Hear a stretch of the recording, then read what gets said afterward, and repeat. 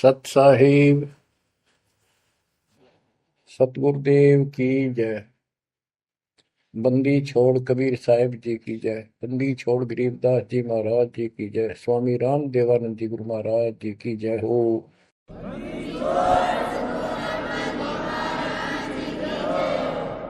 सर्व संतों की जय, सर्व भक्तों की जय, धर्मी पुरुषों की जय। श्री काशी धाम की जय, श्री सुडानी धाम की जय, श्री क्रोथा धाम की जय, श्री बरवाड़ा धाम की जय। सत साहिब कबीर दंडवतम गोविंद गुरु, बंदो अभिजन सोए, पहले बहे प्रणाम तेनु, नमो जो आगे होए। कबीर गुरु को की जय दंडवत, कोटि कोटि प्रणाम, कीट न जाने भृंग को, यो गुरु कर है आप समान। कबीर सतगुरु के उपदेश का, सुनिया एक विचार, जय सतगुरु मिलते नहीं, जाते नरक द्वार। नरक द्वार में दूत सब, करते खेचा तान, उनसे कभू नहीं छूटता, फिरता चारों खाने। कबीर चार खानी में भरमता, कबहू न लगता तार, सो फेरा सब मिट गया, मेरे सतगुरु के उपकार। जय जय सतगुरु मेरे की, जय जय सतगुरु मेरे की, सदा साहिबी सुख से वसियो, अमरपुरी के डेरे की। जय जय सतगुरु मेरे की, जय जय सतगुरु मेरे की, सदा साहिबी सुख से वसियो, सतलोक के डेरे। निर्विकार निर्भय तू ही, और सकल वैमान। जी साधो और सकल वैमान, सब पर तेरी साहिबी, सब पर तेरी साहिबी, तुझ पर साहिब नाम, निर्विकार निर्भय। सबका किया विवेका हो, घाटे बात सब जग दुखिया, क्या गृष्टि बैरागी हो, सुख देव ने दुख के डर से, गर्भ में माया त्यागी हो, गर्भ में माया त्यागी हो। जंगम दुखिया योगी दुखिया, तपस्वी को दुख दूना हो, आशा तृष्णा सभी में व्यापे, कोई महल ना सुनना हो, कोई महल ना सुनना हो। सच कहूं तो जग नहीं मान, झूठ कही ना जाई हो, ब्रह्मा विष्णु ये शिव जी दुखिया, जिन ये राह चलाई हो, जिन ये राह चलाई हो।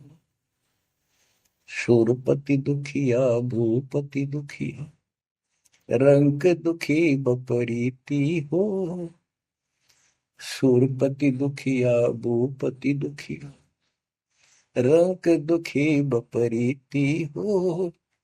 कह कबीर और सब दुखिया, एक संत सुखी मन जीती हो, संत सुखी मन जीतियो, तंदर सुखिया कोई न देखा, जो देखा सो दुखिया हो। उदय अस्त की बात करे मन, सबका किया विवेका हो, सबका किया विवेका हो। ओए होए। कबीर साहब कहते हैं तो चक्रवर्ती राजा बने फिरे थे। उदय और अस्त, जहां से सूर्य निकला उदय, अस्त जहां छिपे वहां तक उनका राज था। किसी को भी सपने में भी सुख नहीं पाया। और ये ब्रह्मा विष्णु दुखी। देवी पुराण में ब्रह्मा जी से नारद पूछता है कि आप किसकी भक्ति करते हो, कौन समर्थ है। ब्रह्मा जी कहते मैं एक बार विष्णु जी के पास गया था। विष्णु जी तप कर रहे थे, काफी देर में समाधि लगी थी, बहुत देर में उठे। तो मैंने उनसे पूछा, हे भगवान आप तो सारी सृष्टि के रचनहार हो, पालनहार हो, आप किसकी भक्ति कर रहे हो। उसने कहा, विष्णु जी बोले मैं देवी की पूजा करता हूँ, और मेरे संज्ञान में, मेरे विचार में देवी से ऊपर कोई शक्ति नहीं, कोई भगवान नहीं। आदि है इनकी ज्ञान का उन्हें। और फिर क्या कहता है, मैं तप करके राक्षसों के साथ युद्ध करता हूँ, उनको मारता हूँ, तप करता हूँ, फिर शक्ति प्राप्त करके उनसे युद्ध करता हूँ। कभी थोड़ा बहुत समय मिलता है तो सुखपूर्वक लक्ष्मी के पास बिता पाता हूँ। साच कहूँ तो जग ना माने, झूठ कही ना जाई हो। ब्रह्मा विष्णु या शिव जी दुखिया, जिन ये रहा चलाई हो, जिन ये रहा चलाई। तो पुण्यात्माओं, आपकी किस्मत परमात्मा ने अलग लेखनी से लिखी है। आपको ऐसे समय में मनुष्य जीवन प्राप्त हुआ है कि आपको अब मूल ज्ञान प्राप्त हुआ और संपूर्ण मोक्ष भक्ति विधि वो प्राप्त है। यानी आप चल रहे हो, प्रथम नाम लिया है, फिर सपनाम लोगे, फिर सार नाम लोगे, सार शब्द लेके भगवान के घर चले जाओगे। जैसे बच्चे स्कूल में पढ़ते हैं तो उनको सब सर्टिफिकेट मिलते चले जाते हैं, सब डिग्रियां प्राप्त होती हैं, तो सफल हो जाते हैं। अब के आपने सफल होना है। असफल बहुत हो लिए, बहुत फेल हो चुके हैं, बहुत बार फेल हो चुके हैं। एक तो पिछली गलतियां आपको याद रहनी चाहिए। जैसे कबीर साहब कहते हैं कि मानुष जन्म पाएकर खोए, सतगुरु विमुखा युग युग रोए। एक तो होता गुरुद्रोही, एक होता है गुरु से विमुख हो जाना। जिस समय परमेश्वर कबीर जी काशी में एक लीला कर रहे थे, कमल के फूल पर शिशु रूप धारण करके प्रगट हुए सतलोक से आके। निमा नामक एक पूर्व संस्कारी हंस उनको घर ले गए, दो जुलाहे थे, मुसलमान जुलाहे थे, और वहां उनके कल्याण के लिए आए थे परमात्मा। नीरू और निमा ये सुपत सुदर्शन जी के माता पिता थे, और परमात्मा ने वायदा किया था, बच्चा तू दुख ना माने, तेरे माता पिता को मैं पार करूंगा। इसलिए उनके पास मालिक आए, उनके कर्म बनवाए, एक बच्चे की तरह उनका पालन पोषण उन्होंने किया, जिससे उनके संस्कार प्रबल होते चले गए। तो बच्चों, उस समय 5 साल की आयु से ही परमेश्वर कबीर जी ने इस तत्व ज्ञान और अपनी शक्ति भक्ति से और अपने ज्ञान के तर्क से बड़े बड़े मंडलेश्वरों को फिटे मुंह कर दिया। जो बड़े बड़े सिद्ध पुरुष अपने आप को सिद्धि में उत्तम माने थे, उनकी सिद्धि फेल की। लेकिन हम इतने ढीठ हैं, समर्थ को सामने देखकर भी हमने कदर नहीं की उसकी। हम अपनी अहंकार में सड़ गए। 64 लाख से हुए थे उस पिता के, वो उनमें से आप ही हो और इब आ रहे हैं, वो वही है। और फिर इनके आपके जो आने वाली संतानें होंगी, वो तो अनमोल परमात्मा की विशेष आत्मा होगी, क्योंकि उनको सीधा ही कबीर परमात्मा का मार्ग, मूल ज्ञान गर्भ से ही सुनने को मिलना शुरू हो जाएगा। वो तो निश्चिंत पास पार होंगी, लेकिन वो आप पर निर्भर करता है, आप कितने दृढ़ रहते हो और कितने सफल होते हो। नहीं तो आप आने वाली पीढ़ियों के लिए बहुत बड़े दोषी हो गए। आपको ज्ञान कंप्लीट, भगवान पूरा, आपको सच्चा सतगुरु, पूर्ण गुरु प्राप्त है। तो 600 साल पहले हम सारी भक्ति करके थक चुके थे, बहुत दुखी थे, कोई सहारा नहीं मिल रहा था। जैसे ही कबीर साहब की हम शरण में जाते रहे, ऐसे सुख हुए कि हम जुबान से बोल भी नहीं पाए। अपना सुख दूसरों को बताएं, वो मानने नहीं, उनको सुख हो तब वो माने। ऐसे ऐसे 64 लाख शिष्य बन गए, और सभी ये कहा करते कि कबीर साहब तो भगवान है, हमारे गुरु जी परमात्मा आए हैं, देखो हमारे ये शुक्र किया, मेरे ये शुक्र किया। तो बच्चों, इस तरह 64 लाख शिष्य एक निर्धन और शूद्र जाति और अनपढ़ अशिक्षित जिसको कहा जा रहा था, इसके 64 लाख शिष्य होना कोई सामान्य बात नहीं थी। लेकिन हम ये नहीं समझ पाए आत्मा से कि कबीर इज गॉड, ये दुल्हा weaver the Kabir is God. अब तो बच्चों, उस समय 64 लाख शिष्य जो हुए थे, वो सभी ये कहा करते थे कि हमारे भगवान कबीर साहब भगवान है। लेकिन दिल में नहीं समारी थी, वो सिर्फ सुख होते दिखे थे इसलिए मान लिए। फिर कुछ लोग ऐसे भ्रमित करने वाले थे, ब्राह्मण लोग या कोई अन्य पीर, मुसलमान पीर जिनकी रोजी रोटी बंद होने जा रही थी, उन्होंने कहा कि कबीर तो जादूगर है, जंतर मंत्र जानता है, और ये क्या, ब्राह्मण कहते थे ये क्या जाने वेदों के बारे में, क्या जाने ये गीता के बारे में, सारे संस्कृत में लिखे हुए, क्या जाने ये पुराणों के बारे में।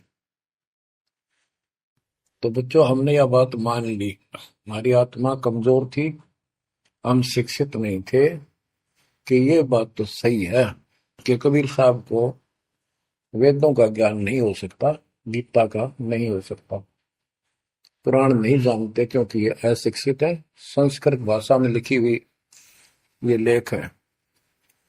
तो कबीर साहब कहा करते, वेद मेरा वेद है, ना वेदन के माही, और जोन वेद से मैं मिलूं वो वेद जानते नहीं।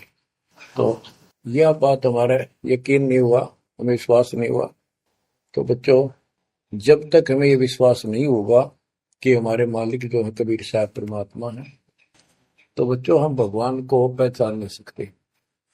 अब हम शिक्षित हैं, और इस शिक्षा का आपको अजब गजब लाभ ये मिला है कि आप परमात्मा को पहचान चुके हो। छोटे छोटे बच्चे भी शिक्षित हैं, बूढ़े बुजुर्ग भी शिक्षित है, और ग्रंथ आपके रूबरू दास ने कर दिए।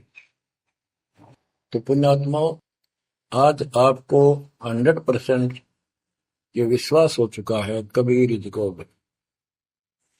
जिनको ये विश्वास नहीं है, उनके साथ वही बनेगी जो 600 साल पहले बनी थी। पुण्यात्माओं, वो परमात्मा उस दिन भी भगवान थे कबीर साहब, और आज भी भगवान है। जब एक झोपड़ी में रहा करते थे और एक निर्धन दुल्हे की भूमिका किया करते थे, अभिनय करते थे, 120 वर्ष तक उसी कुटिया से, झोपड़ी से उठकर मगहर चले गए। और वहां से सशरीर अपने सतलोक को चले गए। लोग ये कहा करते थे, ये दुलाहा, ये दानक, ये गरीब आदमी, इसको रोटी भी पूरी समय पर नहीं होती, इसको तुम भगवान कहते हो, क्यों मूर्ख बन रहे हो। तो बच्चों, हमने भगवान मान रखे थे जो हाथ में धनुष रखे, जो बोला उसे मार दे, राजा महाराजा के जन्मे हो। बच्चों, उस दिन भी परमात्मा थे, वो आज भी भगवान है और आगे भी मालिक है। या भूल अब मिट जानी चाहिए। इसी प्रकार आपको दास के विषय में बहुत कुछ कहने वाले मिलेंगे। तुम ऐसी ऐसी बातें करते हो, हमारे को ये लाभ हो रहा है। एक बार कबीर साहब जा रहे थे, कंधे पर चादर डाल के, कंधे पर चादर डाल के जब चलते थे तो सब समझ जाते थे कहीं दूसरे शहर गांव में जा रहा है। एक शिष्य बोला, गुरुदेव कहाँ चले। परमात्मा बोले, भाई नरक जा रहा हूं, नरक में चलेगा। वो बोला, जी अभी चलता हूँ, जरूर चलूंगा। क्या करेगा वहां, भूख पाएगा। जहां आप होगे वो नरक भी स्वर्ग बन जाएगा। बच्चों, वही प्रक्रिया आज यहाँ आपके सामने हो रही है। स्वर्ग से भी ऊपर होगा, जहां से मेरे बच्चों तक मेरा संदेश, मेरे भगवान का संदेश पहुंच रहा है। अब जैसे राम और कृष्ण को भगवान बताया करते थे, कबीर जी को नहीं बताते थे। कबीर जी उस समय ये कहा करते, सुन लो दो बात। कहते, समुद्र पाट लंका गयो, सीता को बरतार, और अगस्त ऋषि ने सातों के लिए इनमें को करतार। तुम यदि श्री रामचंद्र जी को इसी बात से भगवान मानते हो कि उसने समुद्र पर पुल बना के और लंका पर चले गए, तो अगस्त ऋषि ने तो सातों को एक घूंट में पी लिया था। रामचंद्र जी की तो बात समुद्र ने मानी भी ना की, 3 दिन घुटनों पानी में खड़े रहे। जब ये बताया था नल नील के हाथ में ये शक्ति है, और नल नील से भी ना हुई वो काम, फिर परमात्मा ने खुद जाके वहां रेखा खींची, तब वो पत्थर समुद्र पर तरे। कबीर साहब कहते, कबीर काटे बंधन विपत में, कठिन करो संग्राम, तीन नौरे नर प्राणिया, ये गरुड़ बरो अकराम। अब नो बताओ, गरुड़ बड्डा होया, थारा रामचंद्र जी ताकतवर होया। रामचंद्र जी को नागपाश ने बांध लिया था, एक नागपाश हथियार था, उसमें इतने सिद्धि से लड़ाई होती थी पहले। इतने नाग पैदा होगी, सारी सेना रामचंद्र की ऐसे बांधी जैसे एक बांध, सबके हाथ नीचे बीच में डाल के, अल्लाह जाना टहला जा पाते ही बेड़ी लागी, ऐसे लिपट के नाग। जब रामचंद्र ने गरुड़ बुलाया अपना वाहन, गरुड़ पक्षी ना के वो नाग खाए, घने गरुड़ उत्पन्न हो गए। कबीर साहब कहते हैं, काटे बंधन विपत में, तेरे राम के विपत में, आपत्ति में गरुड़ ने बंधन काटे। अब समझ लो रे प्राणियों, गरुड़ बड़ा क्यों राम है। गोवर्धन श्री कृष्ण ने धारो, द्रोणागिरी हनुमंत, और शेष नाग तुम कह तो सारी सृष्टि ठारा। फिर इनमें को भगवंत, क्या ये लक्षण है तुम्हारे भगवानों के। हाय हाय, एक ना भूला, दो ना भूली, भूली सब संसारी, मेरे साथ दो भाई, मैंने सब जग दिला पाया। तो बच्चों, अब आपको इतना विश्वास हो जाना चाहिए कि जो ज्ञान भगवान ने दिया, आंखों देखे संतों ने बताया, वो गलत नहीं हो सकता। इसके अतिरिक्त अपने को जो सुना, अपने को सुनने को मिला था, वो कति लोक वेद दंत कथा सारा झूठ थी, ये स्पष्ट हो गया। तो अब क्या कहते हैं, समझा है तो सिर दर्पा, बहुत नहीं रहा सादा। भक्ति के बिना ये प्राणी कैसे दुख पाता है, इस अनमोल जीवन को कैसे नष्ट करके चला जाता है, उसके बाद इसको कितना कष्ट उठाना पड़ता है। वो संत गरीबदास जी अपनी अमर वाणी में बहुत जगह बताते हैं, बच्चों ध्यान दो, लगन लगाओ, ये बात कहन सुन की नहीं, ये कर पढ़ने की। इनको ऐसे हल्के बना लो। देखो दास 27 साल से तो प्रचार कर रहा है, और उससे पहले अपनी भक्ति करता था, प्रचार करता था, नाम दिलाता था अपने गुरु जी से। 1994 से दास को इस बार सौंप दिया। उसके बाद दास ने सिर पर पैर रख रखे आज तक। तो यह बात दास के खटकी जो गरीब दास की वाणी बता रखी है। साहिब से चितला ले रे मन गर्भ गुमानी, ए मन अहंकारी, तू परमात्मा में ध्यान लगा, परमात्मा की याद कर। कहते ना बिकमल में नीर जमाया, तेरा दिन ना महल बनाए, नीचे जठरा अग्नि जरे थी, ओ दिन याद कराए। नैन नाक मुख द्वारा दे, नख सिख साज बनाया। नख नाखून से लेकर शिखर तक, चोटी तक का आपका सारा नैन नाक मुख, ये सब दे ही सुंदर, नाखूनों से लेकर शिखा चोटी तक का आपकी सारी व्यवस्था कितनी प्यारी कर रखी है। 9-10 मास गर्भ में रखा, वहां तेरी करी सहाय, दांत नहीं जब दूध दिया था, अमी महारस खाए। नीचे शीश चरण ऊपर को, ओहो ओ दिन याद कराए। नीचे जठरा अग्नि जरे थी, तेरे लगी न ताती बाई। बाहर आया भरम बुलाया, बाजे तूर सुनाए, तू ही तय छोड़ दिया, चला अधम किस राय। के माँ के पेट में तुझे सब जानकारी थी, और डर था, और सब यादाश्त थी कि मनुष्य जीवन बार बार नहीं मिलता, और पूरे संत से दीक्षा लेकर अपना कल्याण कराऊंगा, कोई किसी का नहीं। बाहर जाकर भूल पड़ जाती है, कहीं याद रखूंगा, पूरा संत खोज करूंगा, पूरे गुरु से नाम लूंगा, बुराई नहीं करूंगा, काम करूंगा, लेकिन भगवान का ध्यान ज्यादा करूंगा। अब कहते हैं तू ही तो छोड़ दिया, चला अधम किस राह। अब तूने भगवान की जो याद थी वह छोड़ दी है। भगवान हे परमात्मा, दुख मत याद करे था माँ के पेट में, अब तू भूल गया। ए अधम, हे निकम्मी आत्मा, कौन से रास्ते चल पड़ा। दाई आई घुट्टी प्याई, माता गोद खिलाए, जो दिन आज सो काल नहीं रे, आगे है दरबार। कि जैसे आज है, मृत्यु के बाद फिर उसके धर्मराज के दरबार में जाएगा, वहां तेरी फिर दुर्गति हो। 12 वर्ष खेलते बीते, फिर लीना ब्याह कराए, तरुणी नारी से गरबाई, तो सल्ला मोड़ गवाई। यानी पहले 12 वर्ष की आयु में शादी हो जाती थी, विवाह हो जाता था। कहते तू केवल इससे काम लगा रहा, ब्याह हो गया, बच्चे हो गए, पालन पोषण में सारा जीवन खो दिया। तो भक्ति साथ साथ करनी चाहिए थी, वह ना करने से क्या दुख होगा तेरे साथ, वो बताया। कहते शादी करा ली, उसके बाद बच्चे हो गए, उसके उनके पालन पोषण में शादी विवाह करके फिर मर गया। फिर जो दिन आज सो काल नहीं रे, आगे फिर धर्मराय।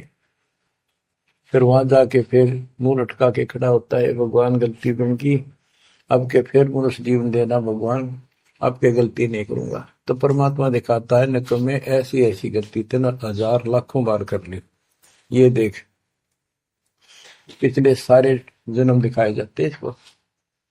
फिर रोता है, हे भगवान गलती बन गई। परमात्मा कहते हैं कि अच्छे दिन पीछे गए गुरु से क्या ना हेत, अब पछतावा क्या करे, चिड़िया चुगी खेत।